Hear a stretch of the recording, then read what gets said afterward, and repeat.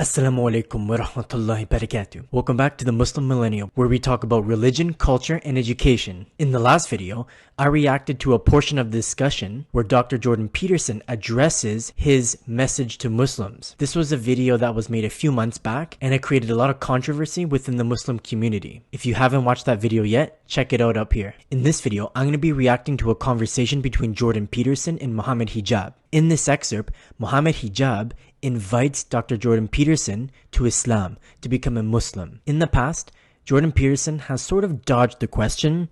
He kind of answers by saying he acts as if he believes in God. He hasn't really professed a belief in any sort of religious doctrine. So let's see how he responds to this call to action. Inshallah, he will accept Islam. Alrighty guys, let's get started. The link to the original video will be in the description box. From a Muslim perspective, the question that we're asked to ask is, bring the evidence, yeah?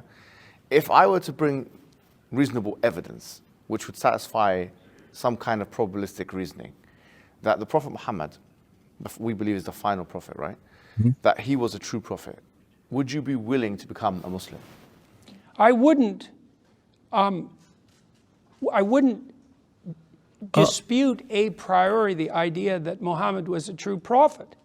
Okay. But I don't understand what that means. I don't understand what you mean. So you're willing to accept that he's a true prophet? Sounds like dodging to me. So like obviously, so this is the way I'm going to look at this psychologically again. You know, it's people are granted revelations, and it's obviously the case, let's speak empirically, that the revelation of Muhammad united a fractious society. Yep. And so it was a uniting revelation. Now, how to conceptualize, but it's not a universally uniting revelation, at least not yet or not now, because we're not all united. So does everyone have to be united in order for it to be a universal religion? I'm not too sure about that, because the religion itself is universal because the Quran addresses all of mankind various times. So yeah, I wonder. Why? Well, maybe we didn't understand the revelation properly. That's one possibility. Is the presupposition what you're saying that unity is the ultimate objective? Well, not exactly, you know, because then you have the problem of uniformity that you pointed out. Even the idea of unity itself. I mean, is there well, not... we talked about, okay, so no, unity is a great, just to be clear, yeah. I believe that unity... Well, where did Hamza come in? He just kind of magically appeared. is a great objective, yeah. But I don't think it's the all-defining one. For example, if there is an injustice that is so great that disunity is more appropriate, then I can imagine situations where disunity is probably better than unity. Right. I'm sure you can as well. For example, like in the Soviet Union. That would be a false unity in some sense, exactly. Right? So that's what we're talking about. Well, that's why you wanted to address the elephant under the carpet right away. Exactly. We can't have a false peace. Exactly. And we can't incorporate things we can't yet incorporate. Yes. And the reason why I'm bringing this to your attention is because I feel like it's my duty as a Muslim, especially in the mosque, right, to tell you that as Muslims, we believe that the previous dispensations, as they were like Christianity and Judaism, they are part of our faith in a sense. Not in Absolutely. the sense of believing the doctrines and all of that kind of thing. Like, we obviously don't believe in original sin or the resurrection, the crucifixion, all this kind of thing. We don't believe in any of that. Or the Trinity, of course. But in the sense that we do believe in Jesus Christ, we believe in all of the Old Testament prophets, most of them, if not all of them.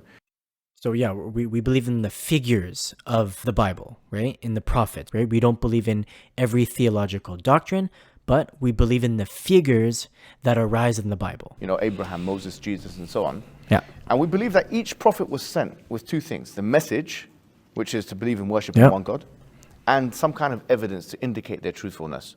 Yeah. So miracles. For example, Moses and Jesus, we know what their miracles are, splitting the sea. And we believe that actually happened historically, right?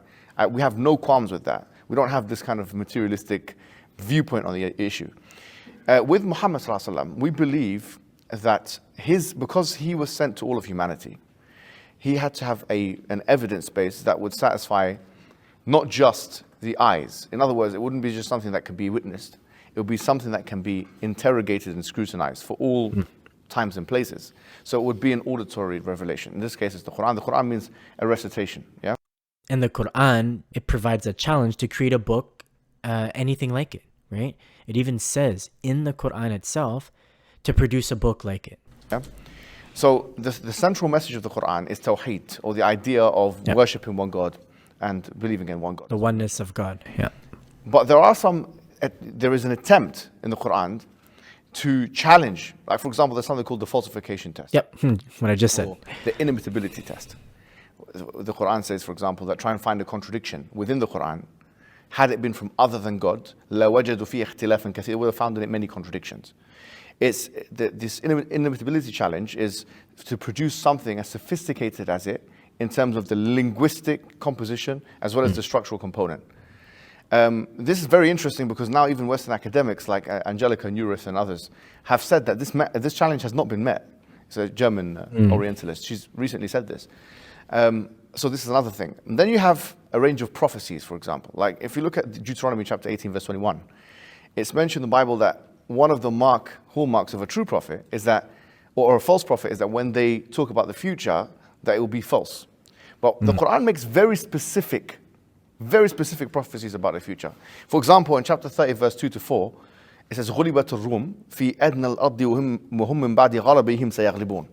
That the Romans had been defeated. At that time, there was the Sassanid Empire and the Roman Empire.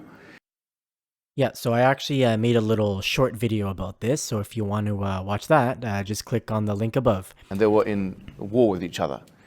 And that from 3 to 9 years, that they would defeat the enemy, you see.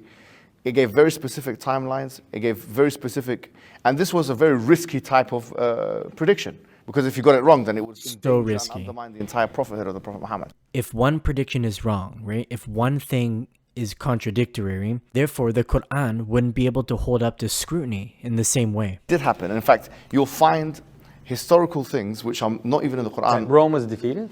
That the Romans had been defeated by the Persians in a battle. Yeah. Okay. And so it's mentioned, for example, the Chronicles of Theophanes, which is a primary source material outside of the Quran and Sunnah. You can find it now, it's even translated into English. He clearly mentions that 8 years after this particular prediction took place, it did happen like that. So we have a range of predictions, even that relate to the current day. The Prophet said that the barefooted Arab, يَتَطَاوَلُونَ فِي الْبُنْيَانِ, they will be competing for the highest building. That sexually transmitted diseases would be proliferated as a result of people having intercourse outside of marriage, and that this would be something that would be diseases that had never been there in the past. The interest-based economy that we live in is mentioned by the Prophet Muhammad. I said in the future, interest will be everywhere. إِن لَمْ تَأْكُلْهُ إِن لَمْ يَأْكُلْهُ أَصَابَتْهُ مِنْ غُبَارِهِ. Whoever does not consume it, he will not be able to evade its dust. Yeah, that's powerful. I mean, we live in a society today where everything is based off of interest, right? You want to buy a car, take a loan. You want to buy a house, you get a mortgage, right? Just even putting your money, right, in the bank account, it collects interest. It's so difficult in the West to avoid interest. So this was something that was revealed in the 7th century in the Quran. How would the Prophet ﷺ be able to know that interest would take over the world, right? How would he know? Unless he was a prophet. So this is another thing. So for example, you've got a range of prophecies where Islam will spread country by country. Where, this is mentioned, he's going to go, there's a hadith that says, زُوِيَ لِيَ الْأَرْضِ, that the earth has been expanded for me. فَرَأَيْتُ مَشَارِقَهَا وَمَغَارِبَهَا, I saw its west points and east points. وَإِنَّ أُمَّتِي سَيَبْلُغُ مُلْكُهَا, and my nation will reach its points, مَا زُوِيَ لِي مِنْهَا, what was projected, and it's saying east and west. If you look at the Islamic expansion, Barnaby Rogerson, who is a historian, he said that the similitude of the Muslims going eastward and westward and conquering the amount of countries that they conquered in that early period, which you can read in the book that I've given you, is like Eskimos taking over Russia and America. Right, Eskimos, that isn't, the appropriate term we should be using anymore. I'm come from Canada, so, these people groups are called the Inuit, right, or the Inuit. This is how they're named. Eskimo is sort of, pejorative, but, we'll let that go for now. That's what he said, Barnaby Rogerson. On the point of prophecies, even people like Edward Gibbons, they agree that the prophecies of the Quran had been met. So I have to ask. Yeah. So I don't understand the question exactly. He wants to know if you will convert to Islam. No, I'm saying that. That's the question. Well, look, I would say essentially, it's not up to me. No, but my question was, just to remind you, the question was, if I gave.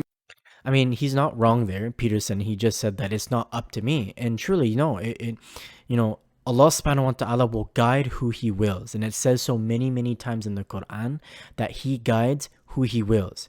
And ultimately, it's not our job to convert people. It is Allah subhanahu wa ta'ala that does the converting. He is the one who makes you see the truth with your eyes and with your heart. So, inshallah, Jordan Peterson will embrace Islam. Gave you evidence that would satisfy a certain level of probabilistic... No. So you wouldn't? No, because that isn't how I evaluate the situation. How would you evaluate it? Huh. This is the crux. Well, I'm a Muslim enough to have been invited to your mosque. No, you're always invited. Even if No, you're no, not but I mean this specifically. Yeah, I mean this very specifically, you know. I don't think in some sense, this is a very complicated problem. Okay. You know, when people meet me on the street, they'll say things like, I met a couple of Orthodox Jews in New York, and they said to me on the street that they call me rabbi, which was... Wow. I mean, Rabbi, yeah, he's a teacher and he's a professor. So, I mean, he's not a religious teacher, right? He's not a religious scholar, but he is a teacher nonetheless. It's a hell of a thing to hear, you know. Well, and so, and then I have Muslim people who are listening to my biblical lectures, and More than that, they more than say, that, by the way. Yeah. yes, and more than that. And, you know, they say, well, Peterson doesn't know it yet, but he's really a Muslim. And I think so that's too. very, that's an honor, you know? Good. Just like it was an honor to be Nice. approached by these Orthodox Jews. And Nice. that hasn't only happened once. And I've had lots of correspondence with people. And the same thing has happened with the Orthodox Christians, and to some degree the Catholics, and lesser so the Protestants. And so I don't know exactly what to make of that. We talked about this a little bit. Yeah. And let's talk about proof, you know. Well, for me, the proof of faith is the attractiveness of its adherents. And that's something to think about, right? Well, are you a shining example of the Muslim faith? Well, how hard do you shine? Yeah, so he didn't really answer the question, right? He didn't really answer the question. So I'm a little bit on the disappointed side in that respect, in that, you know, the invitation was put out there. I think it was a little bit drawn on, and I think Mohammed Hijab could have done a little more to just get to the point and just be like, hey, do you believe in Allah? Do you believe in one creator? Do you believe that Muhammad sallallahu alaihi wasallam is his messenger? Yes. Okay, then here's the invitation, right? I think it could have been a little bit simpler, but nonetheless, there's your response. I think, again, you know, Peterson, he just doesn't want to publicly confess any sort of faith, and I don't blame him for it. You know, he is a very influential figure, and if he does profess, you know, La ilaha illallah, you know, he will lose a lot of fans. Let's be honest here, because he has a lot of fans that are Christian, Jewish, right, and other religions. And so if he picks a side, so to speak, you know, he is going to lose a lot of fans. So I kind of understand why he won't profess a faith. But you know what? Inshallah, he will accept Islam in his heart at some point. And, you know, we will make dua for him. We will all make dua for Jordan Peterson. And inshallah, he will become a Muslim. So that's it for this video. I hope you liked it. Please leave a comment and subscribe. And I'll see you guys all in the next video.